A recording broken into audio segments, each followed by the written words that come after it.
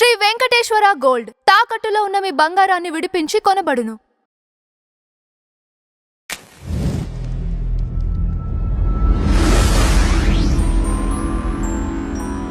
ముఖ్యంగా సువార్తని ప్రకటించేవారు లేకపోతే సువార్తని బోధించే వాళ్ళు వీళ్ళని పాస్టర్స్ అంటాం, బోధకులు. ఓకే, పాస్టర్ అంటే వీళ్ళే కదా సువార్తని ప్రకటించేవాళ్ళు. సువార్తను ప్రకటించే వాళ్ళని సువార్థికులు అంటారు. సువార్థికులు. ఓకే, అయితే చర్చిలో టీచ్ చేస్తూ ఆ మందని, ఆ వస్తున్నటువంటి సంఘాన్ని, వ్యక్తుల్ని పర్యవేక్షిస్తున్నటువంటి వాళ్ళని పాస్టర్స్ అంటారు. పాస్టర్ అంటే కాపరి అని. పాస్టర్ అంటే కాపరి అని. అయితే పాస్టర్ సువార్త పని కూడా చేస్తాడు. అసలు పాస్టర్ ఏమేం చేస్తుంటారు?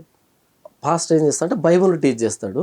ఓకే, వస్తున్నటువంటి వ్యక్తులు వాళ్ళ జీవితాలకు సంబంధించి కంటిన్యూగా వాళ్ళ మీద నిఘా ఉంటుంది. ఎవరేం చేస్తున్నారు, ఎవరి జీవితాల్లో ఏం జరుగుతుంది, కష్ట నష్టాలు కానీ, వాళ్ళు కౌన్సిలింగ్ చేయడం కానీ. అంటే ఇప్పుడు మన ఇంట్లో ఒక 10 మంది ఉన్నారు అనుకోండి, యజమాని ఏం పని చేస్తాడో 10 మంది విషయంలో ఎలాగైతే ఒక కన్ను వేసి పెట్టుంటాడో, అలా చర్చిలో 100 మంది ఉంటే కనుక 100 మంది మీద ఒక కన్ను వేసి పెట్టుంటాడు. అంటే ఎలా వీళ్ళ పర్సనల్ లైఫ్ ఎలా తెలుస్తుంది మీకు? పర్సనల్ లైఫ్ అంటే ఇప్పుడు వాళ్ళ జీవితంలో ఏదైనా సమస్య వచ్చింది వెంటనే పాస్టర్గా చెప్తారు. అంటే వాళ్ళు ఏవైతే పరిష్కరించుకోగలుగుతారో అంతవరకు వాళ్ళు పరిష్కరించుకుంటారు. వాళ్ళకు మించిన, వాళ్ళ శక్తికి మించిన ఉంటాయి కదా, వెంటనే పాస్టర్గా చెప్తారు. పాస్టర్ గారు, నా జీవితంలో ఎలా ఉంది, మా ఇంట్లో ఎలా ఉంది అన్నప్పుడు మేమే బైబిల్ని బట్టి టీచ్ చేస్తాం. ఒకసారి యేసు ప్రభువుని అంగీకరించినప్పుడు, దేవుడిగా అంగీకరించినప్పుడు, ఈ స్పిరిచువాలిటీలోకి వచ్చినప్పుడు వాళ్ళ లైఫ్ని వాళ్ళు ఎలా చూస్తారు అంటే పాపంతో లింక్ చేసి చూస్తారు. యేసు ప్రభువులోకి రాలేదనుకోండి, ఇదో నేను ఎలా చేస్తాను, నాకు ఇలా జరిగింది, నేనే దీన్ని డీల్ చేయగలను అనేటట్టుగా వాళ్ళకి వాళ్ళు తీసుకుంటారు. కానీ ఒకసారి యేసు ప్రభువుని అంగీకరించిన తర్వాత పాపంతో లైఫ్ అన్నది సింక్ అవుతుంది. ఓకే, నేను ఇలా చేశాను కాబట్టి నాకు ఇలా జరిగింది, నేను దేవుని సహాయం వేడాలి అంటే వీళ్ళ ప్రయత్నం వీళ్ళు చేస్తారు. అదే సమయంలో దేవుని ప్రమేయం తీసుకొని వస్తారు. కాబట్టి అప్పుడు మేము ఇలా బ్రతుకుతున్నాం, ఇంకెలా బ్రతికితే మేము బెటర్గా ఉండగలుగుతాం, దేవుడు ఎలా మమ్మల్ని బ్లెస్ చేస్తాడు, లేకపోతే దేవుడికి ఇది నచ్చదా. ఉదాహరణకి ఏదైనా కోర్సు తీసుకునేటప్పుడు, లేకపోతే ఇంట్లో ఒక ఇల్లు మారేటప్పుడు, లేకపోతే ఈ ఏరియాలో మేము ఉండొచ్చా, లేకపోతే జీవితానికి సంబంధించి ఏదైనా ఒక పెళ్లి చేసుకునేటప్పుడు, ఏదైనా బిగ్ డెసిషన్ తీసుకునేటప్పుడు, అప్పుడు మేము దీన్ని తీసుకుంటే మేము ఎంతవరకు దీంట్లో ముందుకు రాగలుగుతాం, యేసు ప్రభుని ఇటు లైఫ్ని ఎలా బ్యాలెన్స్ చేయగలుగుతాం, వాళ్ళు తెలియని విషయాల్ని మనల్ని అడుగుతూ ఉంటారు కదా. అలా కంటిన్యూస్గా వాళ్ళ మీద ఒక నిఘా ఉంటుంది. నిఘా అంటే వాళ్ళని మంచి మార్గంలో నడిపించడానికి. అండ్ ఇంకొకటి కూడా విన్నాను నేను, అంటే వీక్లీనో లైక్ మంత్లీనో సంథింగ్ ఒక పీరియడ్ లో వీళ్ళు చేసిన తప్పులు కానివ్వండి, వీళ్ళు చేసినవన్నీ కూడా ఈ పాస్టర్స్ కి లైక్ ఈ చర్చ్ లో ఉన్న వాళ్ళకి చెప్పుకుంటూ ఉంటారు. దాన్ని ఏదో అంటారని కూడా విన్నానండి, పాప సంకీర్తన. నేను చెబుతానండి. ఓకే, క్రైస్తవ్యం అనగానే ఓకే అందులో 2 ప్రధాన భాగాలు ఉంటాయి. ఒకదాన్ని RCM, రోమన్ క్యాథలిక్ మిషన్ అని పిలుస్తారు. వీళ్ళకి మీ హైందవులకి ఏ తేడా ఉండదు. ఉన్న తేడా ఏంట్రా అంటే వీళ్ళ చేతిలో బైబిల్ ఉంటుంది, వీళ్ళు యేసు ప్రభుని దేవుడు అంటారు. అయితే యేసు ప్రభు బొమ్మలు ఉంటాయి, మరియం బొమ్మలు ఉంటాయి, అగరబత్తీలు ఉంటాయి, కొబ్బరికాయలు ఉంటాయి, కోనుగోయడాలు ఉంటాయి, మోకాల మీద నడవ. కంప్లీట్గా హిందూయిజంలో పుణ్యక్షేత్రాల్లో ఏం జరుగుతాయో అన్నీ ఇక్కడ జరుగుతాయి. కాకపోతే తేడా ఏంట్రా అంటే పేర్లు డేనియల్ అని, మాథ్యూ అని, నతనియేల్ అని, అయితే లూక్ అని, మార్క్ అని, జాన్ అని, ఇలా పేర్లు క్రిస్టియన్ పేర్లు ఉంటాయి. వాళ్ళకు అవును పేర్లు ఉంటాయి. నెక్స్ట్ ఏంటంటే వాళ్ళ చేతిలో బైబిల్ ఉంటుంది, ఇన్స్టెడ్ ఆఫ్ భగవద్గీత బైబిల్ ఉంటుంది. నెక్స్ట్ ఏంటంటే వాళ్ళు ఫాదర్లుగా పిలువబడతారు. వాళ్ళు ఉన్నటువంటి వాటిని చర్చెస్గా పిలువబడతాయి. సో ఇది చూసినటువంటి మీరేమనుకుంటారంటే ఓహో ఇది క్రిస్టియానిటీ అనేటట్టుగా అనుకుంటారు. సో వాళ్ళు చేసే ప్రతిదాన్ని క్రైస్తవానికి ఆపాదిస్తారు. వీళ్ళని RCM అని పిలుస్తారు, రోమన్ క్యాథలిక్ మిషన్, RCM. వాళ్ళని మేమేమంటాం అంటే కల్ట్ అంటాం. కల్ట్ అంటే దుర్బోధ, తప్పుడు శాఖ, చేదైన వేరు. అంటే కనబడడానికి వాళ్ళు క్రిస్టియన్స్ లాగే ఉంటారు, మొత్తం అంతా క్రిస్టియన్ యాక్టివిటీస్ ఉంటుంది.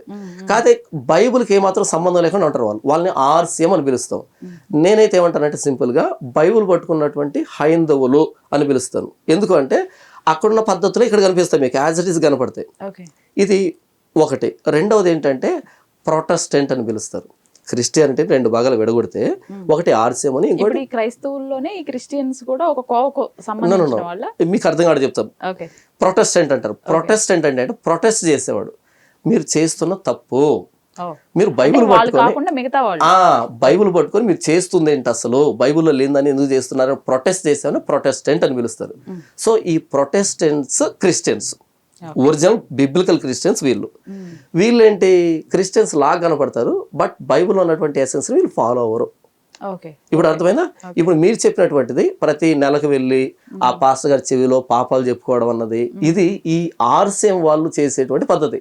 ఇది కంప్లీట్ గా అన్బిబ్లికల్, బైబిల్ సంబంధం లేనటువంటి విషయం ఇది. రైట్. ఇప్పుడు ఈ ప్రొటెస్టెంట్స్ అనే క్రిస్టియానిటీకి సంబంధించిన పాస్టర్ మీరు? అవును, నేను ప్రొటెస్టెంట్ పాస్టర్ని. ఓకే, ఇప్పుడు క్లియర్ గా. సో నేను బిబ్లికల్ గా బైబిల్లో ఏముంటుందో దాని మీద లైఫ్ ఇంప్లిమెంటేషన్ ఉంటుంది, ఫాలో అప్ ఉంటుంది, ప్రచారం కూడా అదే ఉంటుంది, కంప్లీట్ గా బిబ్లికల్ గా ఉంటుంది. నేను ప్రొటెస్టెంట్స్ ఎవరైతే క్రిస్టియన్స్, నిజమైన క్రిస్టియన్స్ ఉన్నారో వీళ్ళ సిద్ధాంతాలు, వీళ్ళ ఆచారాలు, అంటే మీ ఆచారాలు అసలు ఎలా ఉంటాయి? ఆచారాలు అంటే ఏం లేదమ్మా, మాకు ఆచారాలు అంటే ఏముండవు. బైబిల్లో ఆచారాలు ఏమి లేవు. ఇప్పుడు మీరు అన్నారు వాళ్ళు కాదండి అని చెప్పేసి మీరు చెప్పారు. మీరు ఇలా ఉండాలి, ఇలా ఉంటేనే క్రిస్టియన్స్ అనే కొన్ని నియమ నిబంధనలు ఉంటాయి కదా. అవును, నేను వాటిని సిద్ధాంతాలు అంటున్నాను. బైబిల్లో ఉన్నటువంటి ఆదికాండం, బైబిల్లో 66 పుస్తకాలు ఉంటాయి. 66 అధ్యాయాలు, 66 పుస్తకాలు ఉంటాయి బైబిల్లో. బైబిల్ అంటే కలెక్షన్ ఆఫ్ బుక్స్ అంటారు. 66 పుస్తకాలను ఒక దగ్గర పెడితే దాన్ని బైబిల్ అంటాం. బైబిల్ అంటే పుస్తకం అని. దీన్ని హోలీ బైబిల్ అంటాం, పరిశుద్ధ గ్రంథం అని. ఆది కాండం నుండి అంటే మొదటి పుస్తకం నుండి ప్రకటన గ్రంథం అనే చివరి పుస్తకం దాకా ఉన్నటువంటి దేవుడు ఏది చేయమన్నాడో దాన్ని చేయడమే మా ఆచారం, సంప్రదాయం, అంతే. దానికి అగెయిన్స్ట్గా వెళ్ళినప్పుడు వాడిని మేము కల్ట్ అని పిలుస్తాం, వీడు మావాడు కాదు అని పిలుస్తాం. ఈ ఆర్సీఎం లోనే బొట్టు పెట్టుకుంటారు, సేమ్ గాజులు వేసుకుంటారు, లైక్ పూలు అన్ని పెట్టుకుంటారు. ప్రొటెస్టెంట్స్ లో అలా ఉండరా? ఉండరు. బొట్టు, గాజులు, పూలు ఉండవు. అంతేనా? బైబిల్లో ఉందా అలా వేసుకోకూడదు అని ఉందా? ఓకే, బైబిల్లో ఉందా అంటే ఓకే, బైబిల్ అన్నది చాలా పెద్ద విషయం. ఇవి చిన్న విషయాలు ఇవి. అవును, అంతే కదా. బైబిల్ అనేది చాలా పెద్ద విషయం, ఇది చిన్న విషయం. ఏది బొట్టు పెట్టుకోవడం, పూలు పెట్టుకోవచ్చు తప్పేం లేదు. అంటే తప్పలేదని పూలు పెట్టి అలంకరించుకొని అలా కాదు. పూలు పెట్టుకోవడం ఉద్దేశం ఏంటి? మంచి స్మెల్ కోసం. ఇప్పుడు ఆ పూల స్థానంలో వచ్చే పర్ఫ్యూమ్స్ వచ్చాయి. ఇప్పుడు పూలు ఎందుకు పెట్టుకుంటారంటే వాసన కోసం, మంచి వాసన కోసం, అంతే. అంతమించి ఇంకేం లేదు, కానీ ఇంపార్టెన్స్ లేదు కదా. ఒకవేళ మంచి వాసన కోసం అంటే కొద్దిగా పెట్టుకోవచ్చు, కానీ అలంకరణ వద్దని బైబిల్ చెప్పింది. అలంకరణ అంటే మనం చేస్తున్న ఏ పనికైనా సరే ఒక ఉద్దేశం అనేది ఉంటుంది. నేను ఎందుకు పూలు పెట్టుకుంటున్నాను అంటే దానికి ఒక ఉద్దేశం ఉండాలి. అది ఎదుటి వ్యక్తిని పాడు చేయనంత వరకు ఆ ఉద్దేశం అది మంచిది అవుతుంది. అలా కాకుండా దీని ద్వారా ఎదురుగా ఉన్న వ్యక్తిని అట్రాక్ట్ చేయడమో, టెంప్ట్ చేయడమో, అలా ఎదురుగా ఉన్న వ్యక్తిని తప్పుత్రోవలో పట్టిస్తే కనుక ఇది చెడ్డదవుతుంది. ఇంటెన్షన్ ఇంపార్టెంట్ ఇక్కడ. ఎందుకు చేస్తున్నాను నేను ఆ పనిని? పూలు పెట్టుకోవచ్చా పెట్టుకోకూడదు అని వ్యక్తిగతం. కొంతమందికి ఇష్టం ఉంటుంది, కొంతమందికి ఇష్టం ఉండదు. ఇష్టం లేనంత మాత్రం వాళ్ళేం పర్ఫ్యూమ్ కొట్టుకోవడం అనలేదు కదా, మంచి సబ్బుతో స్నానం చేస్తున్నాం కదా, లేకపోతే పౌడర్ రాస్తున్నాం కదా. ఇవన్నీ ఎందుకు? మంచి స్మెల్ కోసం, యాక్సెప్టెన్స్ కోసం కదా, అలా మురికిగా లేకుండా. అంటే ఇంటెన్షన్ ఇంపార్టెంట్, ప్యూర్ గా ఉండాలి అనేది ఇంపార్టెంట్. ఇప్పుడు నేనేమంటున్నానంటే అలంకరణ. ఇక బొట్టు విషయానికి వస్తాను. ఓకే, బొట్టు పెట్టుకోవచ్చా అంటే బొట్టు అన్నది హిందూ సంప్రదాయం నుంచి వచ్చింది. మనకు 7 చక్రాలు ఉంటాయని, అందులో 6వ చక్రం ఇక్కడ నుదుటి ఉంటుందని, దాన్ని యాక్టివేట్ చేయడానికి, లేకపోతే శివుడికి 3వ కన్నుకి ప్రతిరూపంగా, ఇలాంటి కొన్ని సిద్ధాంతాలు ఉన్నాయి ఈ బొట్టుకు సంబంధించి. బైబిల్ ఏం రాయబడిందంటే విగ్రహారాధనకి దూరంగా ఉండండి అని రాయబడింది. సో వాళ్ళ సిద్ధాంతం అంటే హిందువులది కాబట్టి ఇది ఇక్కడ పెట్టుకోకూడదు. అవును, అంతే కదా. ఎందుకంటే వన్స్ నేను బైబిల్ పట్టుకున్నాను అంటే బైబిల్ ఏం చెప్పిందో దానికి కట్టుబడతాను. విగ్రహాలకు దూరంగా ఉండవని బైబిల్ చెప్పింది కాబట్టి, ఈ బొట్టు అన్నది విగ్రహారాధనలో నుంచి వచ్చింది కాబట్టి నేను బైబిల్ పట్టుకున్నాను, క్రైస్తవుని. ఇక నేను బైబిల్కు బయట ఉన్నటువంటి దేన్ని కూడా నేను అడాప్ట్ చేసుకోను, నేను దాన్ని అనుసరించను. అందులో బొట్టు ఉంది కాబట్టి నేను పెట్టుకోను. గాజులైనా అంతే. గాజులు అంటే అది దాని ఉద్దేశం ఏంటి, ఎంతవరకు పెట్టుకోవచ్చు చెప్పాను కదా. ఇంటెన్షన్ ఇక్కడ మ్యాటర్. బొట్టు మాత్రం మెయిన్.